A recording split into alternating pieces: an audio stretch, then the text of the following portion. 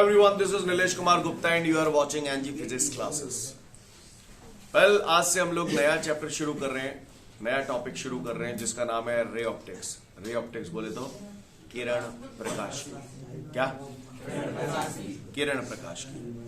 इसके बाद आगे हमारे सामने आएगा तरंग प्रकाश की, फिर आगे और चैप्टर आएंगे। तो करें शुरुआत। किरण प्रकाश की अगर हम लोग शुरुआत करें तो इसमें सबसे पहला प्रश्न हम लोगों को जो दिख रहा है, प्रकाश के अपवर्तन से आप क्या समझते हैं? क्या? प्रकाश के अपवर्तन से आप क्या समझते हैं? तो भैया समझे हम लोग क्या समझते हैं प्रकाश के अपवर्तन से? बोलो भैया। तो देखते हैं अपवर्तन होता क्या है। सब लोग देखे ऑन द बोर्ड। इससे पहले कि मैं अपवर्तन आपको समझाऊं, सबसे पहले हम कुछ वर्डों को जानेंगे। यहां पर पहला वर्ड है जिसमें माध्यम। क्या? माध्यम। इस दुनिया में जितने भी अलग अलग प्रकार के पदार्थ हैं वे सभी माध्यम कहलाते हैं। जैसे हवा एक माध्यम है, पानी एक माध्यम है, कांच एक माध्यम है, लगैया एक माध्यम है। क्लियर? जितने भी प्रकार के पदार्थ हैं वे माध्यम कहलाते हैं। क्लियर? अब माध्यम इज ऑफ दुई टाइप। माध्यम इज ऑफ दुई टाइप। माध्यम दो प्रकार के होते हैं, एक होता है विरल माध्यम, एक होता है सघन माध्यम। क्या बोला मैंने? विरल माध्यम और सघन माध्यम। क्या बोला मैंने? सघन माध्यम। दो प्रकार के माध्यम होते हैं, विरल माध्यम और सघन माध्यम। वो माध्यम जो पतला होता है वो विरल माध्यम कहलाता है, और वो माध्यम जो गाढ़ा होता है सघन माध्यम कहलाता है। क्लियर है? ये चीजें आपके दिमाग में रच बस जानी चाहिए, क्योंकि आप लोग ऑलरेडी 9-10 से पढ़ते हुए आ रहे हो ये सब चीजें। सही बोल रहा हूं ना? तो जैसे मैं अगर बोलूं हवा पानी, भारती हवा पानी है ना, तो हवा और पानी की अगर मैं बात करूं तो इनमें कौन सा विरल माध्यम है, कौन सा सघन माध्यम है? कौन सा विरल माध्यम है, कौन सा? हवा विरल माध्यम है और पानी सघन माध्यम। Scene clear? जिस अब नोट्सन में ना लिखो, बस सुन के चलो भाई, नोट्स तो वन शुरू हो गए है ना। हवा विरल माध्यम है, पानी सघन माध्यम है। पानी और कांच की अगर तुलना की जाए तो पानी विरल है, कांच बस समझ में आता है, ज्यादा टाइम वेस्ट करने की जरूरत नहीं है इसमें। समझते हो आप लोग? ठीक है। तो अब हम पारदर्शी समझते हैं। क्या? इसके आर पार देखा जा सके, वो पारदर्शी। नाम से ही पता चल लो है कि ना चल लो। अच्छा, तो कह रहा है प्रकाश के अपवर्तन। रुको, विचलित का मतलब भटकना, अपने रास्ते से भटक जाना। आप घर से आए, कोचिंग आ रहे हो, अचानक से आपका मन भटका, बोले चलो पिक्चर चलते हैं आगे। तो आपको जिस रास्ते से जाना था उस रास्ते से न जाते हुए आप अपने रास्ते से मुड़ गए, इधर उधर हो गए, यानी विचलित हो गए। समझ गए? क्लियर है? काव्य को परेशानी, तो विचलित वर्ड का मतलब भी हम लोग समझ गए। तो सुनिएगा बच्चों, अपवर्तन होता क्या है? जब कोई प्रकाश की किरण एक पारदर्शी माध्यम से दूसरे पारदर्शी माध्यम में प्रवेश करती है, जब कोई प्रकाश की किरण एक पारदर्शी माध्यम से दूसरे पारदर्शी माध्यम में प्रवेश करती है तो वह अपने मार्ग से विचलित हो जाती है। इस घटना को प्रकाश का अपवर्तन कहते हैं। क्लियर? क्या बोला मैंने? जब कोई प्रकाश की किरण एक पारदर्शी माध्यम से दूसरे पारदर्शी माध्यम में प्रवेश करती है तो वो अपने मार्ग से विचलित हो जाती है। इस घटना को प्रकाश का अपवर्तन कहते हैं। मैं यहाँ पर बैठे सभी लोगों को बोलना चाहता हूँ, अब तक जो हुआ पानी डालो। समझ में आया नहीं आया पानी डालो। आज से आपकी एक नई जिंदगी शुरू हो रही है। अगर आपको लगता है कि अब आप आगे सारी चीजें अपने स्तर को सुधारना चाहते हैं तो आज से लाइन पे आ जाओ। आज आप जो भी पढ़ोगे या आज से बाद जो भी पढ़ोगे उन सबका पुरानी चीजों से कोई लेना देना नहीं होगा। क्लियर? लेकिन अगर तुम ये सोचो स्टार्टिंग के 2-3 दिन तुमने और मौज मस्ती मार ली तो आप यकीन मानिएगा झुमके गए। क्लियर है? बात समझ में आ रही है? अगर आप चाहते हैं कि आप अपनी स्थिति को सुधारना तो आप रेगुलर पढ़ने की आदत डाल दो, स्थिति सुधर जाएगी, कुछ नहीं बिगड़ा भी। क्लियर है? तो खैर, जब कोई प्रकाश की किरण एक पारदर्शी माध्यम से दूसरे पारदर्शी माध्यम में प्रवेश करती है तो वह अपने मार्ग से विचलित हो जाती है। इस घटना को प्रकाश का अपवर्तन कहते हैं। सुनते जाइए, देखते जाइए। वैसे तो ये सारी बातें आप लोग 9th-10th में पढ़ चुके हो, पर फिर भी देखिएगा ध्यान से।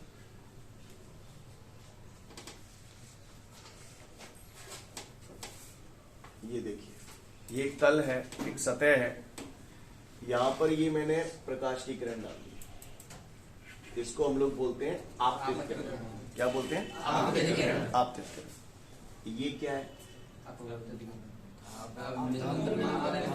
आपतन बिंदु। मैं चाहता हूं आप ही बोलें, आप बोलेंगे तो आपको कॉन्फिडेंस बढ़ेगा। क्लियर? ये क्या था? ये कौन है? आपतन बिंदु। आपतन बिंदु पर क्या डाला जाता है? अभिलंब। अभिलंब काय पे डाला जाता है? आपतन बिंदु पे अभिलंब डाला जाता है। सीन क्लियर है? अच्छी बात है। तो ये मैंने आपतन बिंदु पर क्या डाला है? अभिलंब।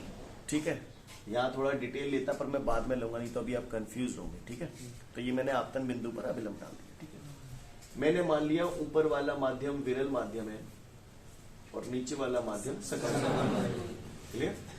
अब आप लोगों को आदत डालनी होगी, विरल माध्यम को इंग्लिश में रेयर बोलते हैं। क्या बोलते हैं? पता होना चाहिए आपको। क्लियर? सघन माध्यम को इंग्लिश में डेंसर बोलते हैं। क्या बोलते हैं?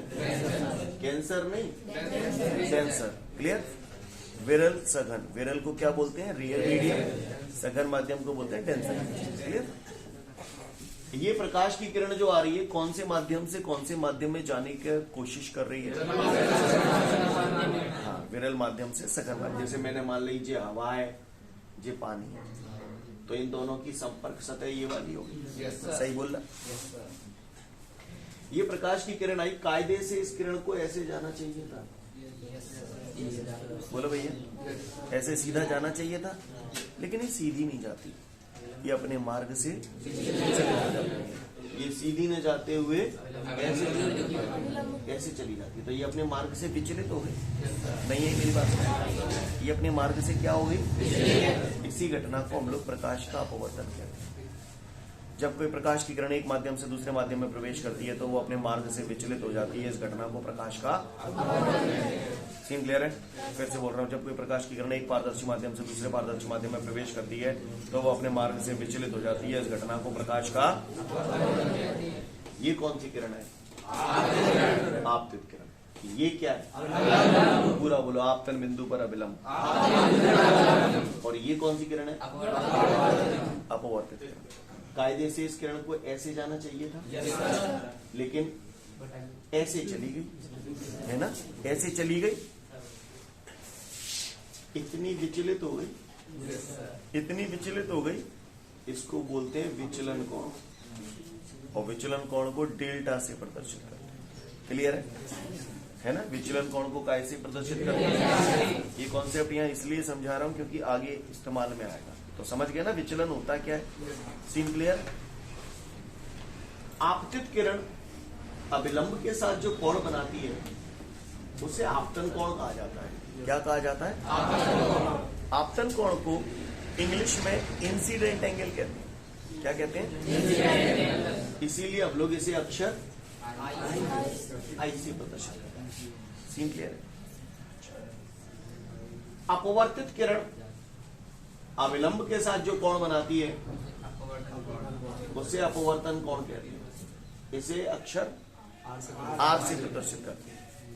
अपवर्तन कोण को इंग्लिश में रिफ्रैक्शन एंगल कहा जाता है, इसलिए इसे अक्षर आर से प्रदर्शित करते हैं। जो बोला आपको पल्ले पड़ा। क्लियर है? तो जब कोई प्रकाश की किरण एक पारदर्शी माध्यम से दूसरे पारदर्शी माध्यम में प्रवेश करती है तो वो अपने मार्ग से विचलित हो जाती है। इस घटना को प्रकाश का अपवर्तन कहते हैं। उम्मीद करता हूं आप सभी लोग समझ गए होंगे। क्लियर? जब प्रकाश की किरण विरल माध्यम से सघन माध्यम में जाती है तो अभिलंब की ओर झुक जाती है। कायदे से इसको ऐसे जाना चाहिए था, पर ऐसे न जाते हुए ये अभिलंब की ओर झुक जाती है। तो अभिलंब यही तो है, तो अभिलंब की ओर ऐसे झुकेगी या ऐसे झुकेगी? ऐसे झुकेगी। समझ गए मेरी बात को? क्लियर? यानी ये ध्यान रखने वाली बात है, पूरे चैप्टर में रोज जैसी लगेगी, नहीं तो चित्र नहीं बन पाएंगे तुम पे।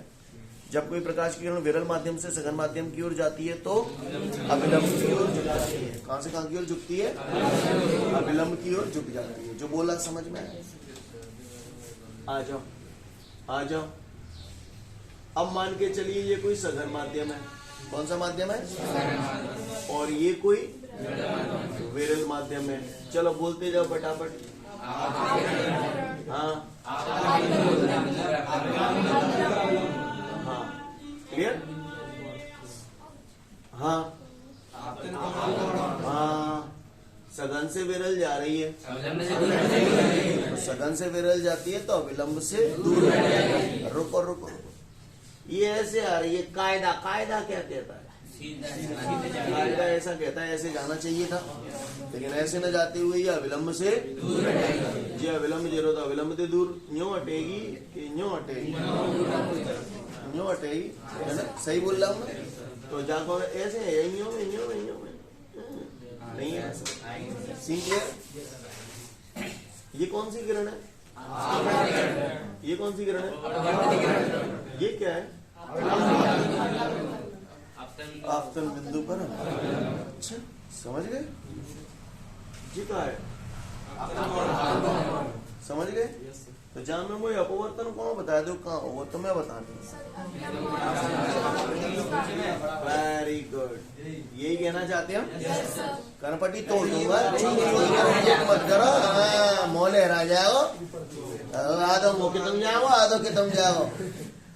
अपवर्तन कौन? चूतियों की तरह रिएक्ट करना बंद करो। हवाल जई में जे घटना तुम 9th और 10th से पढ़ चले आ रहे हो, हवाल दुर्घटनाएं होंगी, देखो जई पे।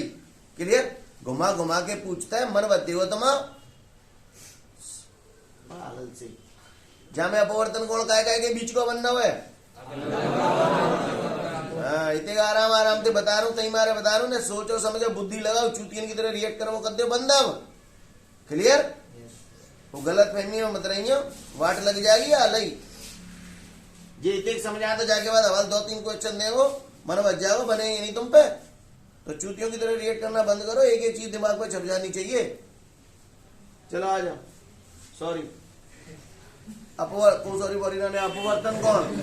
अपवर्तन कौन किस किस के बीच में बनना है?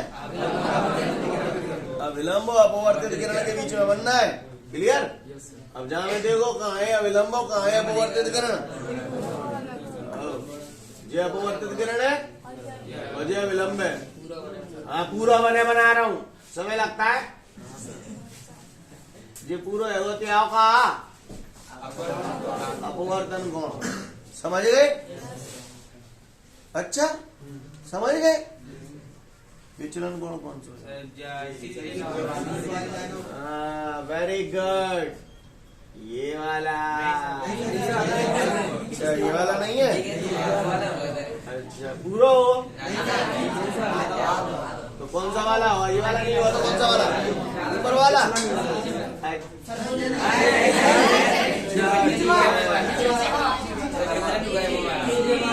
ये कहना चाहते हो? समझ गए? क्योंकि जिस किरण को ऐसे जाना चाहिए वो ऐसे हो गई, तो इतनी तो विचलित हुई। विचलन को जितनी विचलित हुई उतना विचलन को। समझ गए? सोच लो, सोच लो, आने सोचो,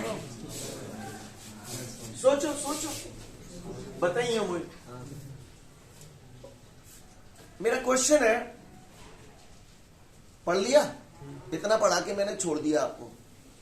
अब आप पेपर में बैठे हो, फाइनल एग्जाम चल रही है, क्वेश्चन आएगा पेपर में।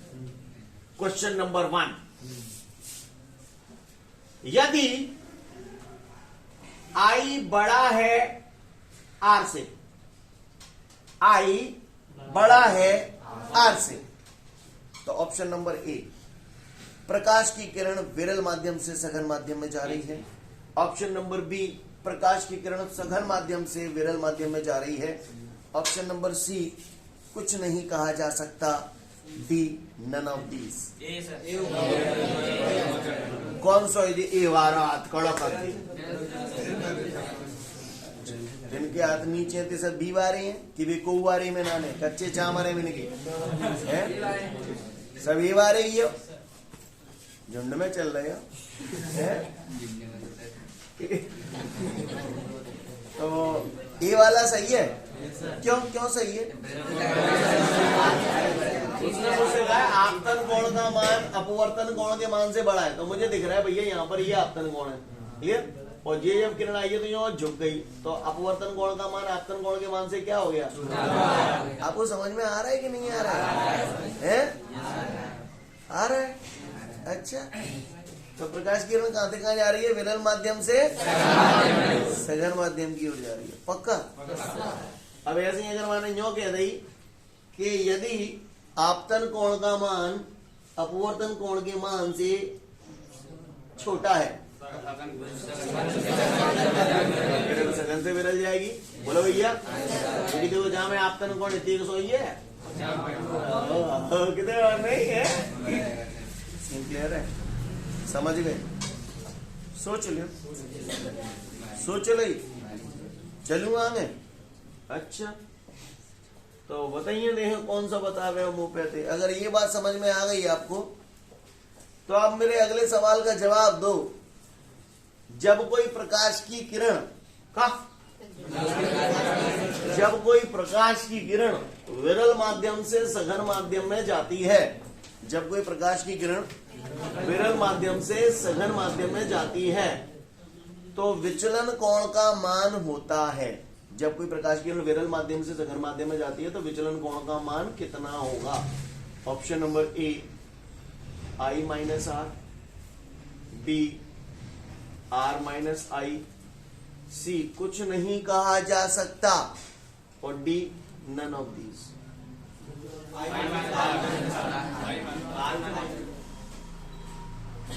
हवा निकल गई भैया की है। अब सुनो, समझ लो सेकंड की मैं समझ, तुम बुद्धि लगा लेने का ताकि लग जाए तो याद करो करते बातें में पूछेंगे नहीं तो फिर मैं हो तो बताऊंगा ही बताऊंगा। कोशिश कर लियो। 1 से 2 मिनट का समय दिया। विरल माध्यम से सघन माध्यम में जा रही जीवारों की, इसलिए चौड़े में धरो। बिल्कुल क्लियर? आएगा समझ में? सिद्धर चलिए इधर देखिए, देखते हैं कैसे आएगा। बताया बच्चे ने, बिल्कुल सही बताया थी। बाकी के लोग समझ लें जिनके दिमाग सुन्न हो गए। कोई कितना ही बड़ा चूतिया हो कोई कितना ही बड़ा चूतिया हो उसे ये जरूर मालूम होगा। ऑनलाइन वालों आप लोग देख पा रहे हो ना सभी लोग? कोई कितना ही बड़ा चूतिया हो उसे ये जरूर मालूम होगा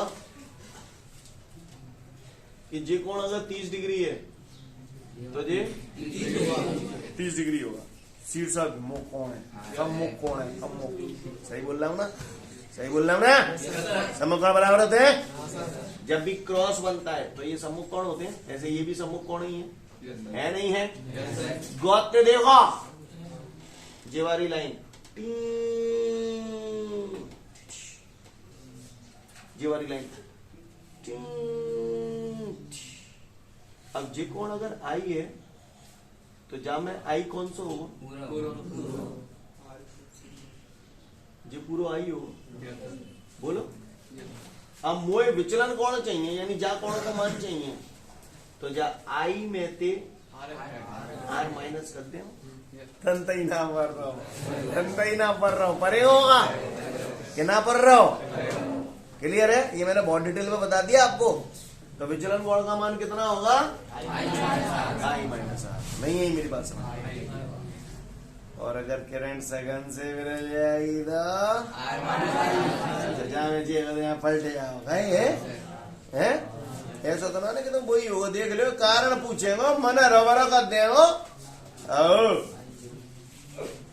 फालतू की नोटंकी मत करा।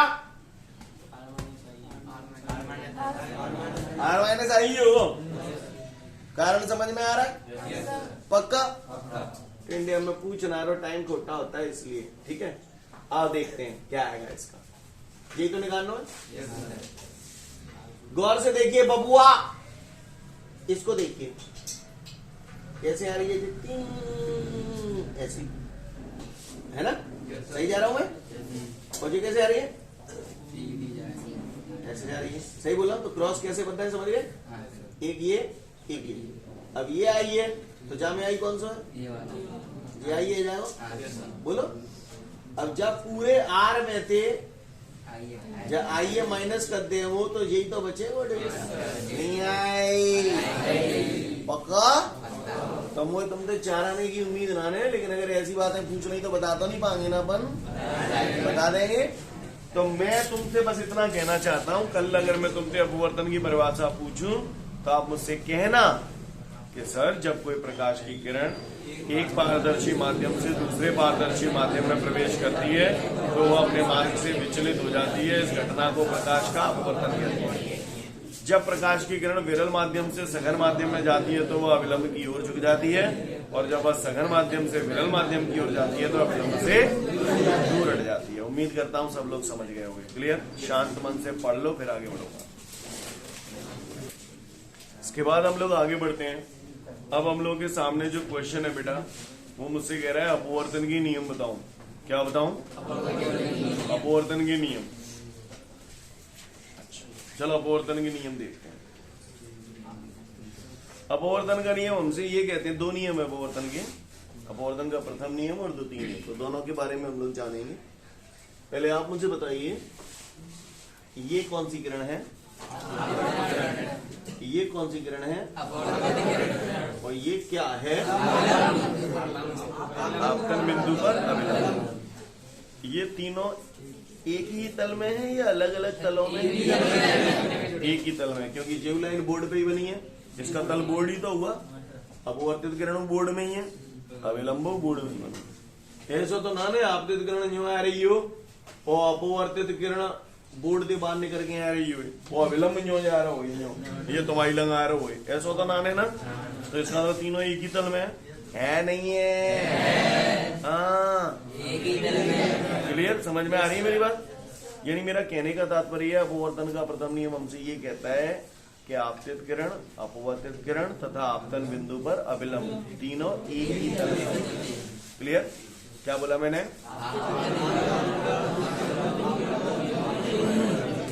आपतित किरण, अपवर्तित किरण और आपतन बिंदु पर अविलंब तीनों एक ही तल में। ये अपवर्तन का प्रथम नियम है। सीन क्लियर है सभी को?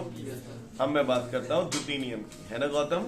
अब मैं द्वितीय नियम की बात करता हूँ। प्रथम नियम समझ में आ गया? एक बार जरा बोल लो जरा, बहुत सही है जाओ।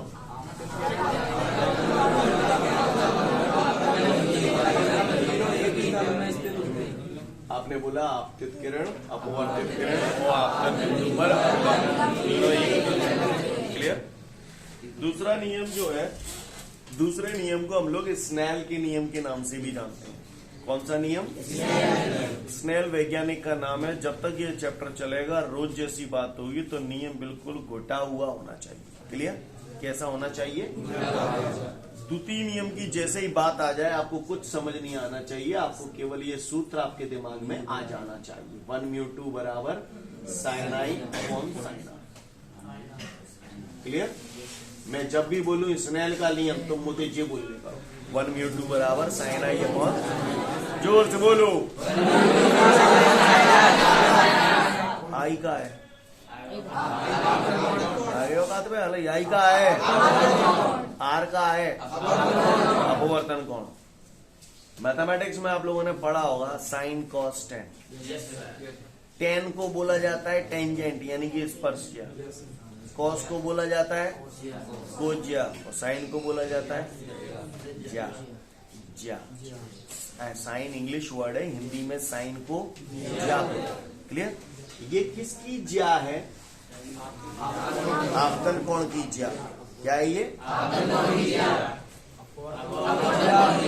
अपवर्तन कोण की ज्या। इन दोनों का क्या निकालना? अनुपात। क्लियर? आपतन कोण की ज्या तथा अपवर्तन कोण की ज्या का अनुपात एक नियतांक होता है, जिसे पहले माध्यम के सापेक्ष दूसरे माध्यम का अपवर्तनांक कहते हैं। क्लियर? फिर से बोल रहा हूं, अपवर्तन का द्वितीय नियम समझा रहा हूं आपको। आपतन कोण की ज्या तथा अपवर्तन कोण की ज्या का अनुपात एक नियतांक होता है, जिसे पहले माध्यम के सापेक्ष दूसरे माध्यम का अपवर्तनांक कहते हैं। अब सारी चीजें गई तेल लेने, इतेक तो समझ में आएगा। यहाँ पे ना घंटारी सी बज रही है। क्लियर? ये क्या चीज है, इसको थोड़ा समझने की कोशिश करें, उसके बाद फिर से द्वितीय नियम पे आएंगे हम लोग। ठीक है? ये बहुत बारीकी है, इसे अच्छे से समझ लोगे, आगे कभी कोई कष्ट नहीं आएगा। समझ गए? चलो समझने की कोशिश करिएगा, ध्यान से सुनिएगा। क्लियर? इसको मैंने बोला पहले माध्यम के सापेक्ष दूसरे माध्यम का अपवर्तनांक, या फिर कुछ लोग इसे ऐसे भी बोल देते हैं दूसरे माध्यम का अपवर्तनांक पहले माध्यम के सापेक्ष। पर हमको कुछ समझ नहीं आता ये है क्या, तो मैं आपको समझाता हूं, उसे वैसे समझेंगे तो फिल्म बन जाएगी आपके दिमाग में, फिर आगे कभी कंफ्यूज नहीं होगा। ठीक है, तो करें शुरुआत। ये क्या है, पहले तो अपवर्तनांक समझ लो। हर माध्यम का अपना एक अपवर्तनांक होता है। जैसे यहां पर जितने भी शख्स बैठे हैं, आप सबकी हाइट होती है, सबकी समान होगी, सब इंसान हो तो अच्छा अलग अलग होती है। इसी प्रकार हर माध्यम का अपवर्तनांक भी अलग अलग होता है। क्लियर, हर माध्यम का अपवर्तनांक अलग अलग होता है। हर माध्यम का अपवर्तनांक अलग अलग होता है। माध्यम का अपवर्तनांक जितना बढ़ता जाएगा माध्यम उतना ही सघन होता जाएगा। हवा का अपवर्तनांक ज्यादा होगा या पानी का? पानी का अपवर्तनांक ज्यादा होगा या कांच का? कांच का अपवर्तनांक ज्यादा होगा या लोहे का? माध्यम जितना कठोर होता जाएगा उसका अपवर्तनांक उतना ही ज्यादा बढ़ता जाएगा। क्लियर है? इस दुनिया में क्या सबसे कम अपवर्तनांक हवा का होता है। कितना? समझ गए? बड़ी पुराना कहानी चली जा रही है। हवा के ना तो कचुअन नहीं, यही बात है। हवा का अपवर्तनांक कितना होता है? एक। समझ गए? किसी जगह अगर कोई माध्यम दिया नहीं होता तो वहां हम हमेशा हवा मानते हैं। क्लियर? क्या मानते हैं? हवा। हवा का अपवर्तनांक कितना होता है? Scene clear? अच्छी बात है, हम मान है। चलो मैं इन चीजों को समझा रहा हूं, टाइम लगेगा, टाइम समझते समझते समझ पाएंगे आप, पर समझ जाएंगे, डोंट वरी। ये क्या होता है? वेग। वेग बोल दो या चाल बोल दो, है ना? क्या है ये? वेग या चाल। चूतियों की तरह रिएक्ट मत करना, कॉमन सेंस लगाना, जवाब अपने आप में लेंगे। ठीक है?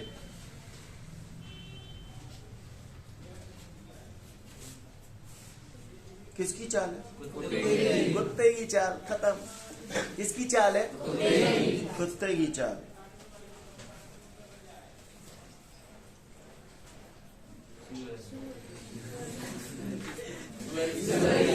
सुअर की चाल। किसकी चाल? हाँ, यानी यहां पर मैं बात कर रहा हूं किसकी चाल की?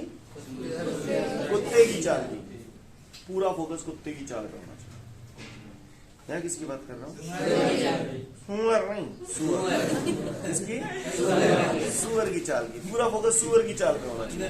ठीक है, समझ गए? किसकी चाल है? किसकी चाल है? सुअर की। ठीक है, अच्छा बोला आपने।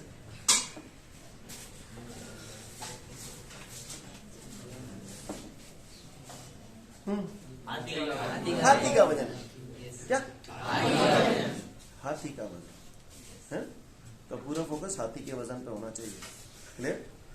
अब ध्यान से सुनिएगा।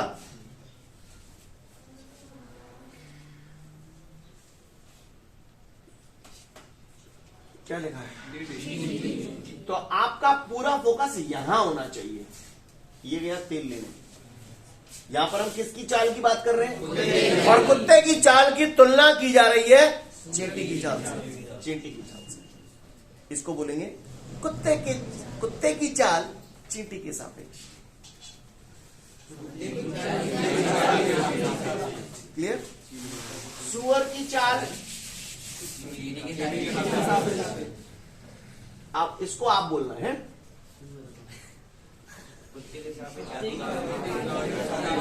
हाथी का वजन कुत्ते के साथ है।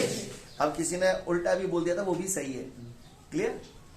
हाथी का वजन कुत्ते के साथ, कुत्ते के साथ यानी कुत्ते से तुलना कर रहे हैं। नहीं यही बात समझ में?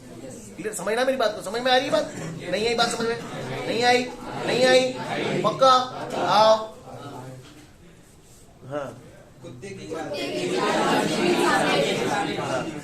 चाल चींटी के साथ, यानी पूरा फोकस किस पे हो रहा है? कुत्ते की चाल। उसकी तुलना कर रहे हैं चींटी से। कुत्ते की चाल चींटी के सापेक्ष। ये चींटी के सापेक्ष कुत्ते की चाल किसके सापेक्ष हो रहा है? मतलब उसी से तुलना हो रही है। नहीं बस में? हाँ, सुअर की चाल चींटी के सापेक्ष या चींटी के सापेक्ष सुअर के। फील आया थोड़ा सा? चलो जाऊं कसम से, समझ में आया? समझ में आया कभी हो? है? बोलो बोलो भाई, बोलो भाई नहीं भाई भाई जी। हाँ, ये तो पहले माध्यम के सापेक्ष दूसरे माध्यम का अपवर्तनांक, या नहीं है बात समझ क्लियर? आपतन कोण की ज्या तथा अपवर्तन कोण की ज्या का अनुपात एक नियतांक होता है जिसे पहले माध्यम के सापेक्ष दूसरे माध्यम का अपवर्तनांक कहते हैं, या दूसरे माध्यम का अपवर्तनांक पहले माध्यम के सापेक्ष कहते हैं। सीन क्लियर है? कोई दिक्कत? तो मैं एक बार फिर बोल रहा हूं, लास्ट में अपवर्तन के नियम बताइए। किसी ने बोला तो हम उसे बोलेंगे लाला अपवर्तन के दो नियम है। पहला नियम, आपतित किरण अपवर्तित किरण और आपतन बिंदु पर अविलंब तीनों एक ही तल में होती है। दूसरा नियम, आपतन कोण की ज्या तथा अपवर्तन कोण की ज्या का अनुपात एक नियतांक होता है जिसे पहले माध्यम के सापेक्ष दूसरे माध्यम का अपवर्तनांक कहते हैं। सीन क्लियर है? शांत मन से पढ़ लो, फिर आगे की बात करूंगा। तो यहाँ पर बेटा हम सब लोग सारी बातें समझ गए हैं, हमें स्नेल का नियम भी याद हो गया है, लेकिन वो याद तो हो गया है, अच्छी बात है। अब थोड़ा सा कॉमन सेंस लगाना। कुत्ता चल रहा है और चैटी चल रही है, जिसकी चाल ज्यादा होगी, चाल अगर ज्यादा होगी तो ठीक है, बस चाल ज्यादा होती, समझ गए ना? कोई चीज अगर ज्यादा हो रही है तो बोल देना अनुपात 1 से बड़ा होगा, और कोई चीज कम हो रही है 1 से छोटा होगा। क्यों होगा वो सब वेल डिटेल में बताऊंगा, लेकिन समझ गया ना मेरी बात को? किसकी चाल की तुलना कर रहे हैं? तुलना किससे कर रहे हैं? तो आपको क्या लगता है इनका अनुपात क्या आएगा? 1 से अधिक, यानी इसका जो आंसर आएगा वो इसका 1 से अधिक, क्योंकि सुअर की चाल चींटी से ज्यादा ही होगी। सही बोल रहा हूं ना? है? 1 से अधिक या 1 से कम? 1 से अधिक भैया, हाथी का वजन है, हाथी के वजन की तुलना कर रहा हूँ कुत्ते से। मेन फोकस इस पे करो, मैं बार बार बोल रहा हूँ ना, ये मैंने गुला बनाया है। मेन फोकस है, अगर आपको दोनों में कंफ्यूजन हो रहा है ना, मत पकड़ो दोनों, एक रखो, जाके मतलब है नहीं बात समझ। ये फंडा आपकी रियल लाइफ में भी चलता है, पर आप लोग जज नहीं कर पाते। समझ में आ रही बात? आप लोग जज नहीं कर पा रहे। समझना, ध्यान से सुनना, मैं तरीका बता रहा हूं। ये अब थोड़ा सा ये समझिए ना, कब अनुपात 1 से बड़ा, कब अनुपात 1 से छोटा, है ना? अब यार कारण भी बताऊंगा कि क्यों 1 से बड़ा आ रहा है, क्यों 1 से छोटा आ रहा है, ठीक है यार? अपने आप ही समझ जाओगे वैसे आप, पर इधर देखो, समझ गया? मैं छोटी छोटी बातें पूछ रहा हूँ, आप मुझे जवाब देना है। चींटी का वजन कुत्ते के सापेक्ष, समझ गए? चींटी का वजन कुत्ते के सापेक्ष। सघन माध्यम का अपवर्तनांक विरल माध्यम के सापेक्ष, सघन माध्यम का अपवर्तनांक विरल माध्यम के सापेक्ष 1 से अधिक, क्योंकि मैंने बताया ना अपवर्तनांक माध्यम कठोर होता जाएगा, सघन होता है। भूल गए? गोली मारो। चीते की चाल आदमी के सापेक्ष 1 से अधिक, समझ गए? आदमी की चाल चीते के सापेक्ष, समझ गए? क्लियर है? कहीं भी फिट हो सकता है। आओ वापस इधर आते हैं। 1 से ज्यादा 1 से कम तो आप समझ गए। अब अपन आगे की बात करते हैं, ध्यान से सुनिएगा। ये क्या लिखा है, पढ़ दो जरा इसको। कुत्ते की चाल चींटी के सापेक्ष। चूतियों की तरह रिएक्ट मत करना, सोच समझ के जवाब देना। क्या बोल रहा हूं? मुख्य रूप से मेन रोल किसका है? कुत्ते की चाल। किसकी चाल? कुत्ते की चाल। कुत्ते की चाल बोलो भी, कुत्ते नहीं है, कुत्ते की चाल। कुत्ते की चाल की तुलना कर रहा हूं किसके सापेक्ष?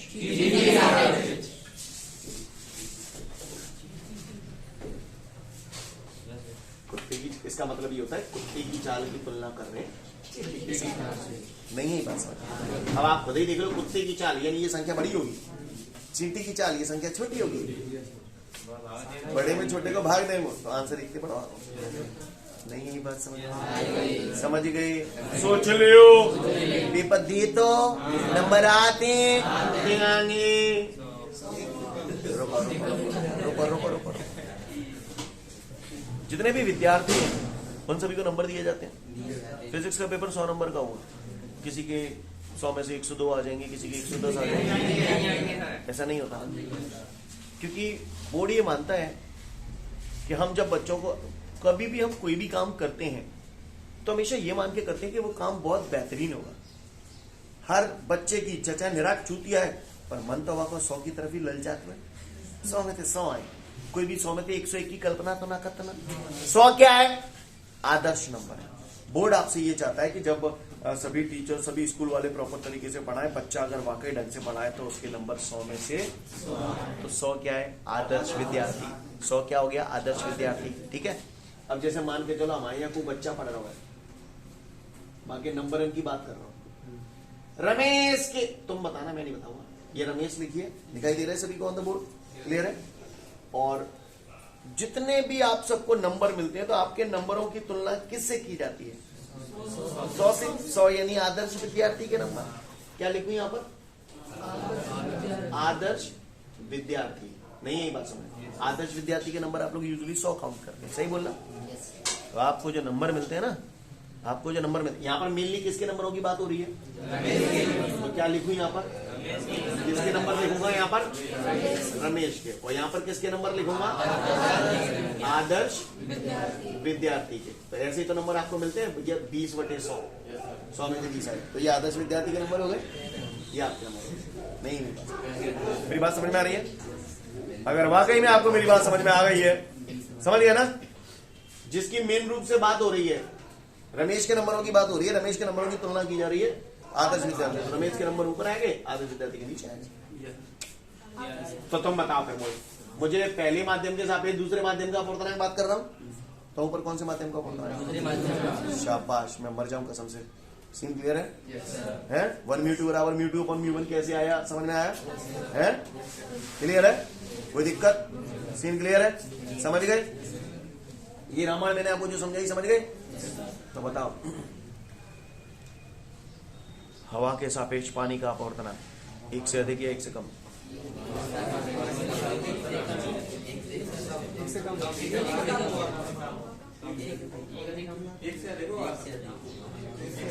सोचो, वर्ड जो लाइन बोली उसको सोचो, हवा के सापेक्ष पानी का अपवर्तनांक। सही है, यानी मुख्य रूप से यहाँ पर किसकी बात कर रहा हूँ? पानी के अपवर्तनांक। पानी के अपवर्तनांक की तुलना कर रहा हूँ हवा से, तो क्या होगा? समझ गए? कांच का अपवर्तनांक पानी के सापेक्ष 1 से अधिक होगा। समझ गए? हवा का अपवर्तनांक कांच के सापेक्ष 1 से कम। चूहे की चाल चीते के सापेक्ष है 1 से कम। समझ में आ रही है बात आपको? क्लियर है? तो खैर, तो आज हम लोगों ने पढ़ा अपवर्तन क्या होता है और अपवर्तन के नियम क्या होते हैं। क्लियर? कल आप लोग ये सारी बातें मुझे बता देंगे, ठीक है? तो आज के लिए हम लोग वाइंड अप करते हैं, कल फिर मिलते हैं। कल मेरी स्पीड थोड़ी सी फास्ट होगी, सोचने समझने लायक हो गए ना इन बातों को आप? Clear? Thank you everyone, have a great day. जय हिंद।